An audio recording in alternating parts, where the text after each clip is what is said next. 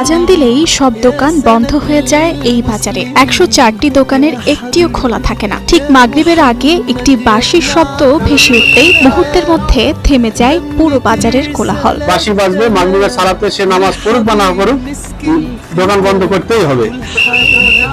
একদিকে বাঁশি বাজছে, অন্যদিকে ঝাঁপ নেমেছে দোকানপাটে। কিছুক্ষণের মধ্যেই ভেসে আসে আজানের সুর। মুসলিম ব্যবসায়ী ও ক্রেতারা নামাজের উদ্দেশ্যে মসজিদের দিকে এগিয়ে যান। বাঁশি মারা শেষ, আমার সবাই বুঝতে পারে এখন আমাদের সময় হয়ে গেছে, আমরা সমস্যা বন্ধ করে দিই, দিয়ে আমরা সালাতের দিকে চলে যাই। এমন দৃশ্য নাটোরের নলডাঙ্গার চাঁদপুর বাজারের, যেখানে বাঁশির শব্দে শুধু মুসলিমরাই নামাজে যান না, হিন্দু ব্যবসায়ীরাও তখন ব্যস্ত হয়ে পড়েন সন্ধ্যা বাতি ও পূজা অর্চনায়। কারো কোনো প্রবলেম নেই, ওরা যায় নামাজ পড়তে, আমরা পূজা করি, এতে আমরা খুব ভালো আছি, কোনো সমস্যা নেই। ধর্মীয় সম্প্রীতি, পারস্পরিক শ্রদ্ধা আর সহাবস্থানের এক অনন্য উদাহরণ যেন এই বাজার।